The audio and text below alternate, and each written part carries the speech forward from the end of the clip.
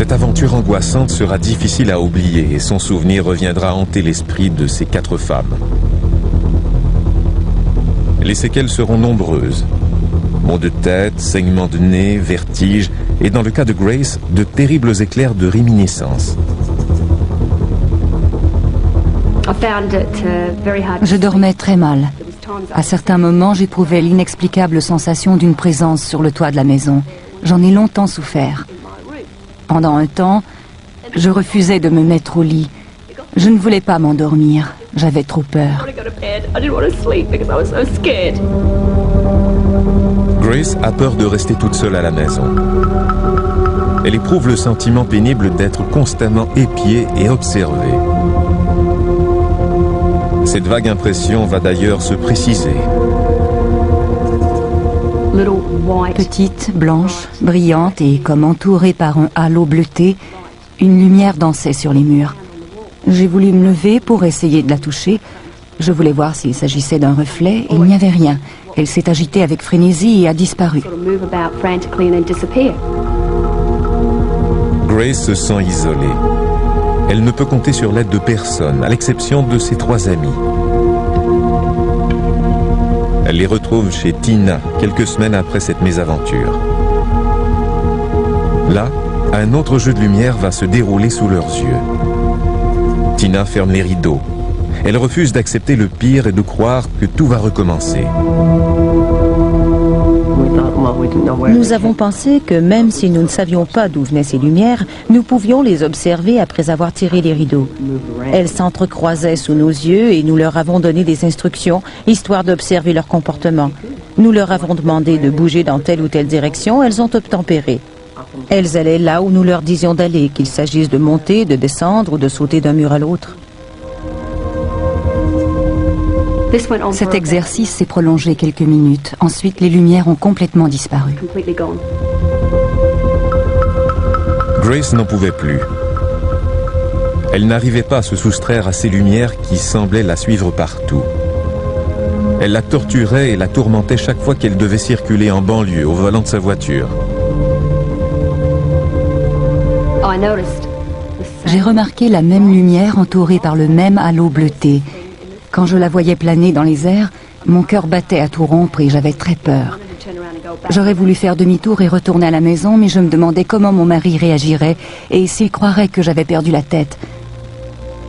On aurait dit que cette chose-là me suivait partout. C'est exactement ce que je ressentais. Cette nuit-là, Grace va retrouver son calme auprès de son mari. Toute la famille s'apprête à passer une bonne nuit de repos quand survient un événement imprévu. Vers minuit 15, mon fils m'a réveillée. Il était debout près de mon lit. Il pleurait et criait. Je lui ai demandé si quelque chose n'allait pas et il m'a répondu « Il y a quelqu'un dans ma chambre. J'ai crié pour te demander de l'aide mais tu n'es pas venu. » J'ai sauté hors de mon lit, je suis allé dans sa chambre et j'ai regardé partout. Je pensais que quelqu'un s'était introduit dans la maison. J'ai couru pour regarder dans toutes les pièces, il n'y avait personne. Une autre manifestation terrifiante va bientôt succéder à ce bref moment de répit. À travers le toit, je pouvais voir cette chose descendre et prendre position au-dessus de la maison. J'ai crié à mon mari de sortir du lit et je lui ai dit qu'il s'agissait de la chose, de la lumière qui nous avait pourchassés. C'était exactement le même vaisseau. Elle disait « C'est bien ça ». J'ai dit « De quoi parles-tu? Reviens te coucher ». Grace parvient toutefois à convaincre son mari d'aller à la fenêtre pour voir ce qui se passe dehors. Au début, il n'en croit pas ses yeux. Ce n'était pas un avion, je sais reconnaître un avion. Il y a le bruit des moteurs. Cette chose-là qui se déplaçait si lentement et si près du sol ne pouvait absolument pas être un avion. La chose avait pris position au-dessus de chez moi et le plus tragique, c'était que mes enfants commençaient à en souffrir. J'étais impuissante, totalement impuissante. On dit qu'une mère réussit toujours à protéger ses enfants, mais j'en étais parfaitement incapable.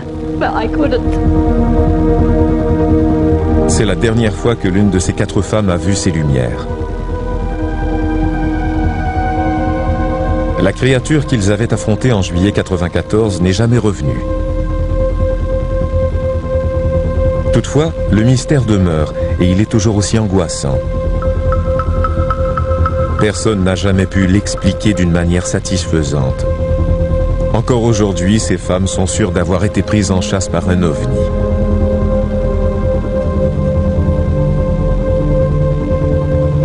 Quant au mari de Grace, qui au départ était si incrédule, il a complètement changé d'avis. Ces êtres mystérieux sont venus ici, et je dois reconnaître que je les ai vus de mes propres yeux. Oui, ils existent. Quant à nos 4 amies, elles espèrent sans doute qu'elles ne vivront pas d'autres journées, ni surtout d'autres nuits de terreur. Je n'avais jamais cru à ce genre de choses. Pour moi, c'était de la science-fiction. J'ai appris à penser autrement. Je sais que ces choses-là sont bien réelles. Je le sais à cause de ce qui nous est arrivé.